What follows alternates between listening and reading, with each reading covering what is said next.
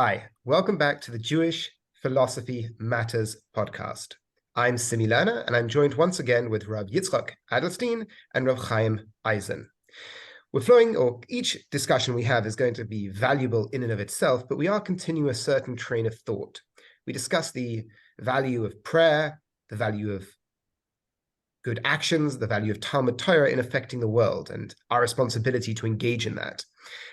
The conversation led towards a quote by Rabbi Yitzchak, quoting Rabbi Yerucham.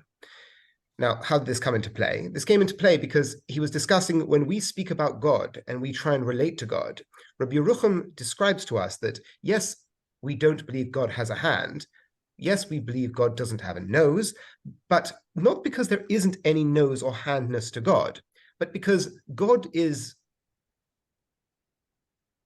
not the best way of putting it. God has the ideal hand, the ideal nose, and our hand and nose is a mere reflection, a mere shadow of that ultimate supernal nose.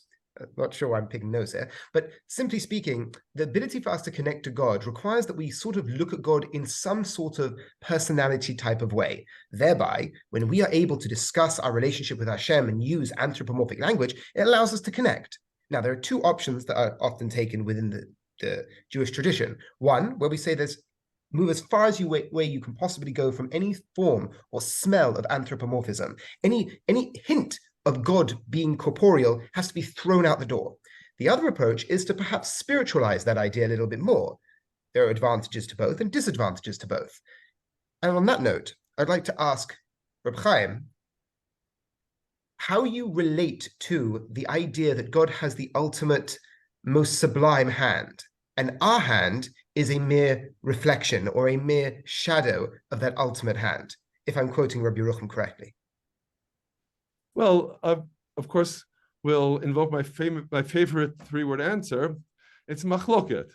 But what I do want to stress is, to make that into a forward answer, it's a machloket rishonim. That is, again, casting it in terms of the original sources, we appreciate that this is something that really finds its roots in the Rishonim, in particular in a long-standing dissension between what we could broadly describe as the philosophers and those whom we would more aptly describe as the Kabbalists. And I'd like to focus in particular upon a statement in the Midrash, or more precisely, an idea in the Midrash that finds its expression in more than one distinct recension. That is, we have the formulation of the Midrash in Bereshit Rabbah, Gadol kochan shel neviim shemedamin tzura liyotzra. Shemedamin tzura liyotzra literally is that they liken form to its former. It is tantalizing to consider that Rambam famously quotes this Midrash from Bereshit Rabbah, but understands it essentially as a euphemistic formulation that is intended to enunciate precisely the opposite. Not that they are likening form to its former, but rather that they are likening the former to form. And the manner in which the Midrash exemplifies this principle, first, it cites the words of Daniel. Daniel describes Va'eshma kol adam ben ulai, hearing the voice of a man, when in context it is manifestly, as it were, the voice of God. The subsequent words are Vayikra vayomar Gabriel haben lehalaz et hamareh. Obviously, this is understood as a statement with respect to HaKadosh Baruch Hu. And then the Midrash goes on to present a still more vivid, explicit expression in the Haftarah that we read on the morning of Shavuot, Ve'al demut hakiseh demut kemare Adam alav milmala. The Kivyachol, HaKadosh Baruch Hu is being described with all of the qualifications of demut, kimar'eh, the likeness of something like the vision of a man above. So again, the description of HaKadosh Baruch Hu with human attributes exemplifies, as Rambam presents it, the likening of HaKadosh Baruch Hu to human form. In other words, essentially the inverse of the formulation of the Midrash. And ironically, we do find an alternative version of this Midrash. The alternative version we find in the Psikta, in Bamidbar Rabbah and Tanchuma, which are really different versions of the same original Midrashic source.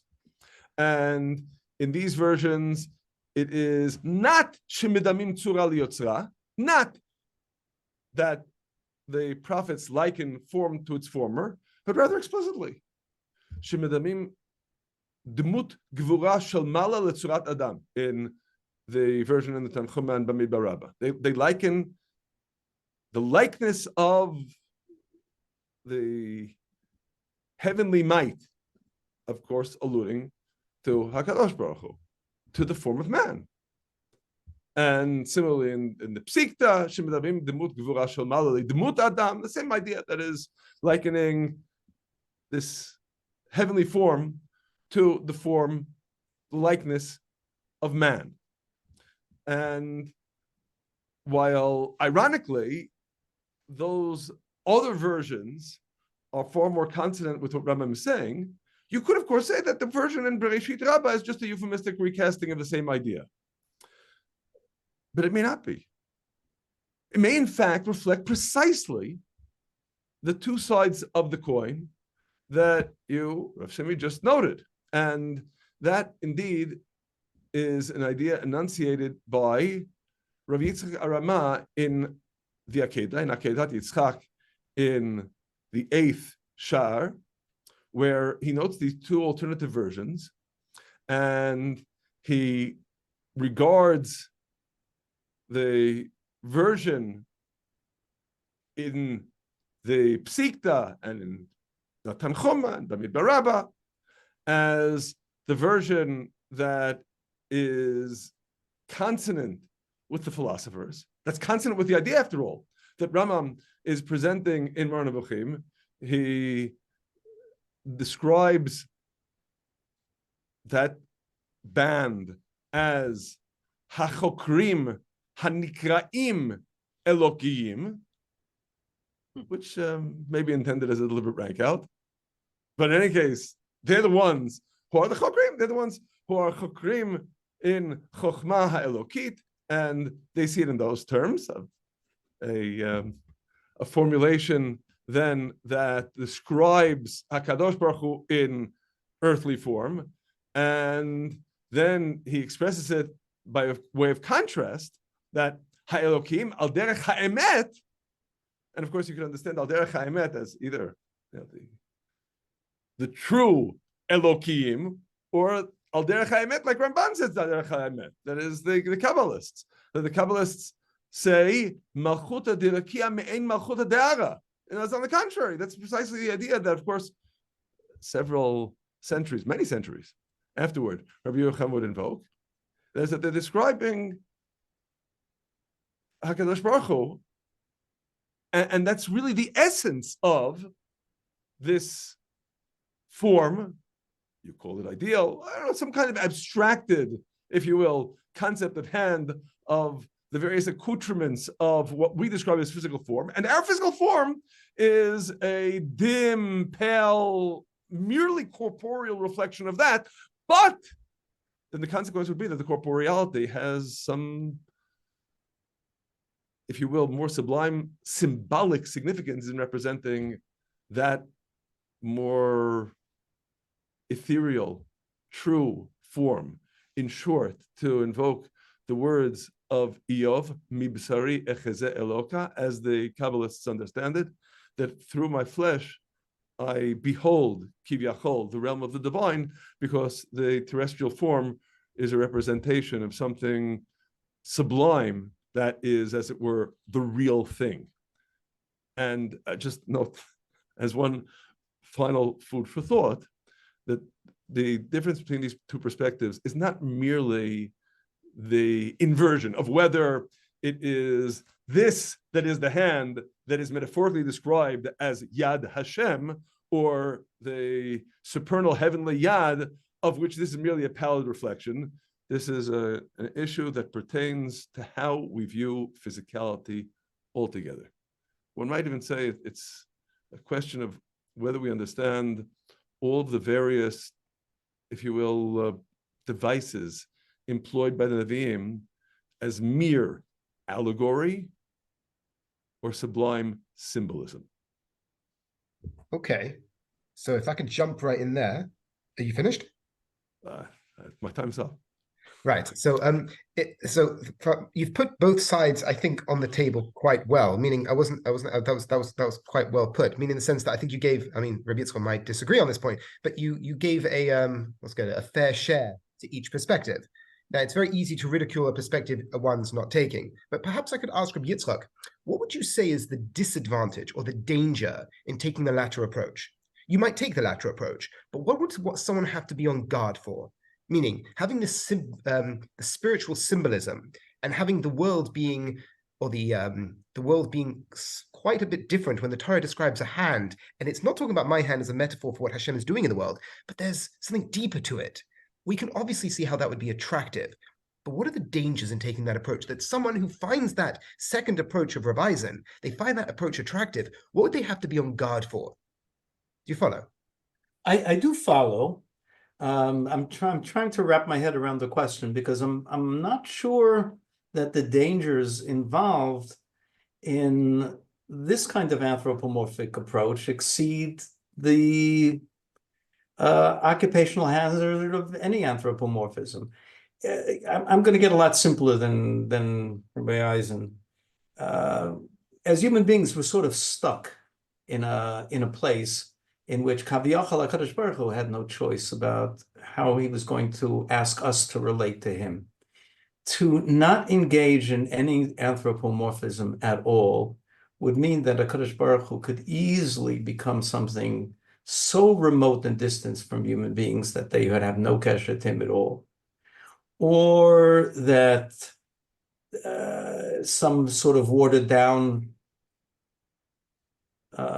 variation on that theme would ensue, in which human beings would just have no grasp at all of HaKadosh Baruch Hu, and he'd remain totally conceptual. And as we know, this happened in ancient cultures, and it happens today as well. There, within the non-Jewish world, you have groups in, let's say, in one of our competitor religions that turned God into agape, into love, with a horrible perversion of the reality of HaKadosh Baruch Hu. On the other hand, in any kind of anthropomorphism, whether it's the purely symbolic one of the philosophers, or the more structured kind that you find in the Mekubalim. And as an aside, I'm hoping we'll have time. I'd love to hear Rav Eisen's comments on the Rambam's take on Shiurei Koma. Something that's Which one? very, there was two different takes on it. a very big, almost a central feature in some of the Mekubalim. But I think the Rambam is less than enthusiastic about it. But anyway, the problem with any kind of anthropomorphism, of course, is that you make God so real and so near that you compromise his greatness. And this happened to a bunch of other religions, including one of the major competitors in the monotheistic religions today, that couldn't get on the ground running without first turning God, or part of God, or however you want to take that, into something human. So much so that within the idea of the Trinity, you have the mysterium tremendum of Christianity, how God could be both human and divine at the same time, which to us Jews always sounded like talking about a square triangle, of something that's just totally impossible. And besides being a perversion philosophically and theoretically, we can understand why HaKadosh Baruch Hu was so dead set against something like that, because as soon as you attribute any kind of human or physical aspects to God, what man then tends to do is to recreate God in his own image. Well, if he's so close to me that I can consider him human in some form or another, then I expect of him the things that make me human, and including some of the faults and limitations. So you kind of, as human beings, we're in a place in which anthropomorphism has to take place. And the big challenge is for all of us on either side of that divide to keep on using the words kiviyachol. And I find that it is more of a problem than many people are willing to realize, with some powerful exceptions, that we have within our own community people who feel so close to the Ribono Shel Olam that they instinctively take their own concepts of how Hashem should react, impose them upon him, and say in a given situation, certainly HaKadosh Baruch Hu will not do X if we do Y, or certainly HaKadosh Baruch Hu will do W when we do Z. It goes without saying, because this closeness with HaKadosh Baruch Hu means that we can impose our views of right and wrong, of truth upon HaKadosh Baruch Hu, which is downright blasphemous or worse. So we're really in a tough place. But I find it just so beautiful and inviting that Rav Chaim here can quote for us, okay, through the Akedah, a makor of the two approaches to this necessary anthropomorphism in the earliest days of Chazal. Okay, so if I had to like play it out a bit more, so we've got the nature of anthropomorphism being dangerous, but simply speaking, you have two approaches. Everyone's going to accept some form of anthropomorphism by both of your definitions, be it the Rambam, who doesn't want to, but he's still talking to God. He still believes creation happened. He's not Aristotle. Aristotle really did non-anthropomorphic. He did it really well. The Rambam, in comparison to Aristotle, those are worlds apart. Your ideal non-anthropomorphic God would not be to talk about him creating something is like yuck. The Rambam says God created the world, in which case the Rambam is in the game as well. Along come the Mukubalim with Sharmakov, the sort of best way of translating that medrash, the size of how would you translate the medrash? Anyway, the idea of leaning into the anthropomorphic side while saying kaviyachol. So everybody's in the ballpark, everybody's playing the same game. Perhaps another way of phrasing is you can't connect to an abstract force, because eventually you as a personality, I think, you would overpower it. To connect to the abstract, it doesn't make sense, because I am far more important than the abstract. Thereby, personality needs to come into play on some level, be it all the way at the other side with the Rambam, where there is just really leaning away from any sort of anthropomorphism, or to an extent leaning into the anthropomorphism on the side of the Mukubalim. Would you consider, Reb Chaim, that a fair description? If it is a fair description, how would you say the Rambam deals with that? Because for him to admit to any anthropomorphism in any sense, even spiritual anthropomorphism, is deadly, is dangerous. So again, I think it's important for us to consider what it is that we're trying to accomplish. And I'll note, since Rav Simi invoked Aristotle. What Rambam says about Aristotle in the third chelik of the Moreh in chapter 16, where he thoroughly indicts the Aristotelians for having, in the name of divine sublimity, committed the utmost outrage against the concept of the deity by eschewing the possibility that HaKadosh Baruch Hu has any knowledge of the world at all. And without, of course, going into all the details of exactly what the progression was that led the philosophers to affirm this utmost divine aloofness, Rambam himself is telling you that this, if you will, this obsession with elevating the concept of the deity is the utmost undoing. And unequivocally, Rambam categorically repudiates this approach of the philosophers. And altogether, I think it's always important for us to bear in mind that Moran Nevuchim has a tantalizing and I think often extraordinarily underappreciated progression to it from the first chelik, which is essentially consonant with Aristotle, to the second chelik, in which Rambam tells you explicitly that Aristotle is to be believed exclusively in the sublunary rather than translunary realm. To the third chelik, where basically Aristotle, when one really considers what Rambam is telling you, flies out the window. And Rambam is deliberately weaning the reader away from Aristotle, unequivocally. But when we consider on a deeper plane what Rambam is telling you with respect to the role of the anthropomorphisms and the limitations that need to be imposed upon them, perhaps we should invoke here in our understanding Rambam's approach two dimensions.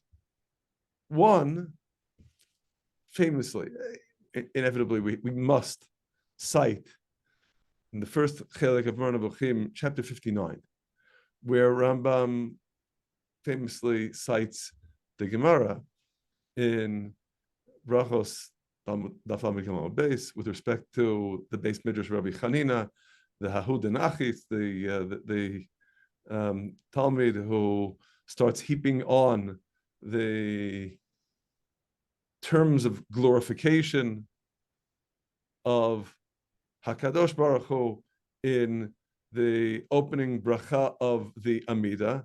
After Hakel, Hagadol, Hagibor, Vanara, he keeps on going. And Rabbi Chanina, after he's finished, says, you finished? You finished with all of the praises of your master? And then and Rambam focuses upon the exact indictment. It's like a king who has millions of gold coins and is praised as having silver. Says Rambam, it's not a quantitative deficiency, it's qualitative. Don't tell me there's an exchange rate between gold and silver. That's not the point. Gold and silver are qualitatively different things. It's not like the king has millions and you say he has thousands. He has gold, you say silver. You don't understand what he has. You have no conception of the realm of the divine. And inevitably that invites, apropos of what Rabbi Yitzhak said, the question, so why do we say Hakel Gadol Hagibor Vanora? And unequivocally, because if we're not going to say anything, we're not going to have any basis for a feeling of relatedness. So we have to say something. But we appreciate that simultaneously, even as we say what we say, L'cha dumia tehila. To you, the utmost tehillah, the utmost praise is silence. Because nothing that we're going to say is going to do justice to our concept of divinity. And of course, the additional source to appreciate with respect to Rambam is what I like to cast as the extraordinary tension between two adjacent pages of Rambam's halachic code. The last page of Mada, and what comes next? The beginning of Ahava. The last page of Mada, of course, is Tshuva Perek Yud, where Rambam gives you this conception of an avoda me'ahava, serving HaKadosh Baruch Hu out of love, as embracing truth because it is true. Utterly abstracted, exalted conception. And then you turn the page and you're at the beginning of Ahava. And what's the whole role of Sefer Ahava as Rambam enunciates it in his portrayal of the mitzvahs in Sefer Ahava, with the exception of Milah, he puts into a different category. In Mar Nevuchim, all the other mitzvahs of Sefer Ahava are subsumed in what he enumerates as the 9th klal, the 14 categories that he gives to the mitzvahs, upon which he elaborates in the 3rd chelek in chapter 44. These are essentially mitzvot that are intended to construct a religious personality. What's the purpose of having a religious personality? The purpose of having a religious personality is because otherwise you're nowhere. They're not in order to establish intellectual doctrines. But if you're not going to be saying Kriyat Shema, if you're not going to be davening, if you're not going to be living within the fabric of religious living, then you are left bereft of a sense of a connection to divinity. You can't live like that. So you have all these mitzvahs which have this purpose of forming the religious personality and forging this bond between us and HaKadosh Baruch Hu. And the anthropomorphisms have that role. So the answer, the way you just described it, is that you've, just to repeat it in brief, you're saying that the role of the anthropomorphism through that journey you just took us on is to develop a religious personality. A religious personality has a relationship with God, and that's inseparable to what we mean by being a Jew, being I don't know, servants of the Almighty. We have to be in relationship with, and that thereby you have to develop that sort of personality through practice, through the experience of being a Jew. And part of that is that you are relating to the other, which is God. Even though once again you're going to have the pay that you will have to give out is the anthropomorphism, which on some level is false and not true, but at the same time you engage in it. In which case, I don't know if this is that we can take it further, but you're engaging in a certain non-truth to be able to develop something that is higher and truer. If I can synopsize, the purpose of the anthropomorphisms has nothing to do with theology. It has to do with avoda. It has to do with the way you serve Hashem, not the way you attempt to understand Kivyachol. Excellent, excellent. In which case, I know we're going a little bit over, but we've still got a few more minutes. So if I take that to Rabbi Yitzchak, I don't know if you want to engage on this point, because the idea that it has nothing to do with theology, I assume the Mukubalim would not appreciate. I assume that your assumption is correct. I assume that in part they are turned off to the idea that all of this is only about avoda and not about theology. Man thirsts for a way of comprehending HaKadosh Baruch Hu. I am infinitely appreciative of the Rambam's approach, without which I think all of us, including the Mekubalim, could have long drifted in another direction. But I think that the Mekubalim did a very, very, very good job in a number of ways. One is that they did engage sort of in a theology, which man very much wants, because he wants to know, he wants to grasp, he even wants to grasp what is not graspable. And my great teacher of Aryeh Kaplan Zatzal claimed that all that Kabbalah did was to take the fundamental questions of philosophy of the Rishonim and offer a vocabulary to inch out just a little bit further. They also did a very good job in finding an antidote to the excesses of anthropomorphism, because there is in the literature a constant emphasis on the difference between many of the things and the structures, even the structures, as it were, within Shiurei Koma, and the idea of Ein Sof. When you have something like Ein Sof in your vocabulary all the time, to a certain extent, it substitutes for the Kivayachal. It's a constant reminder that you're not even scratching the surface. You can't really scratch the surface. Beyond that, in a lot of the discussion of the Olamos and the Spheros that inhabit the Olamos stress that these things that we're talking about are nivroyim. They are not essential within HaKadosh Baruch Hu.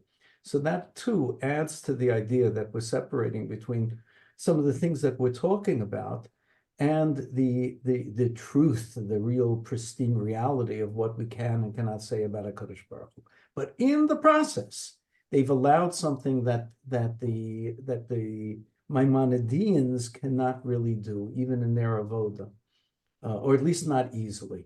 And that is to see a kesher, to see a intimate connection between the actions of man and the consequences on a heavenly level, of the interconnectedness of everything in creation, centering upon that avoda of man that can influence. And here we have the mechanisms to show you how the influence actually occurs. I think that was something that was enormously empowering to many generations of Jews since the time of the essential, as it were, I hate to use the word, but collapse of the rationalist system as the only system that we relied upon.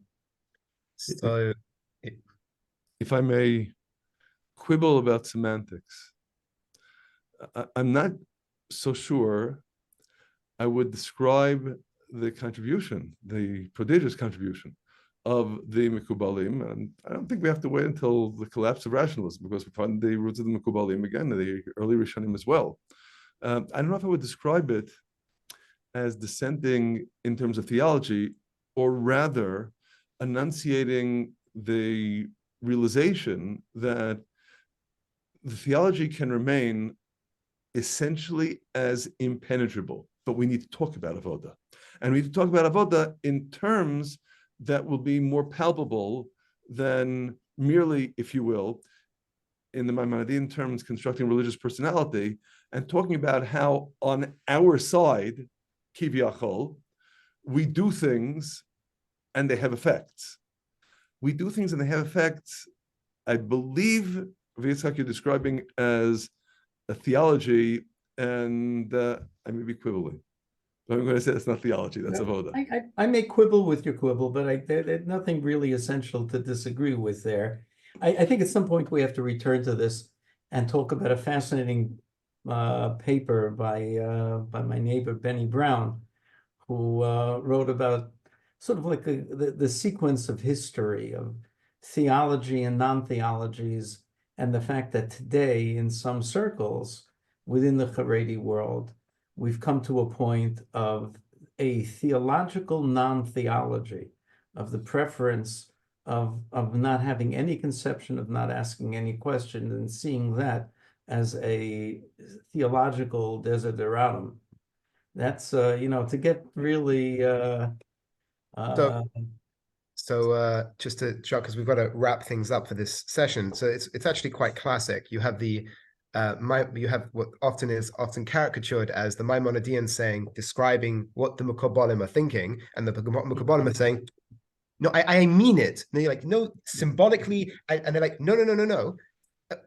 Really, like that thing that you don't like? No, really, we think that, which often ends up happening in these discussions, which I'm happy. I think I don't know how. Sorry? If I can merely just interject, that I think the really critical nafkamina, the distinction that's really going to have palpable consequences is, how do we relate to physicality itself?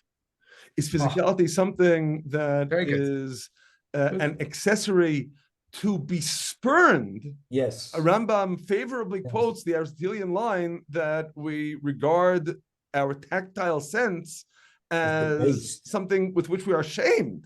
Yeah. And the view of the Mekubalim that regard physicality as something that even persists in Olam Haba. That there is a permanence of Olam Haba, because after all, B'chsariach Hazeh Eloka is something that endures. Excellent. Thanks for mentioning that. So the discussion I think we'll segue into is that, okay, so we've discussed the idea of anthropomorphism and how we look at the divine. Is it going to be in the sense of our voida, or is it going to lean in towards the theological? But that also has profound ramifications on how you actually look at the world. And how you look at the world opens up the door to what is the world that we're walking around in. And on that note, I want to thank you all for listening. Thank you all for your time, and we'll catch you next time.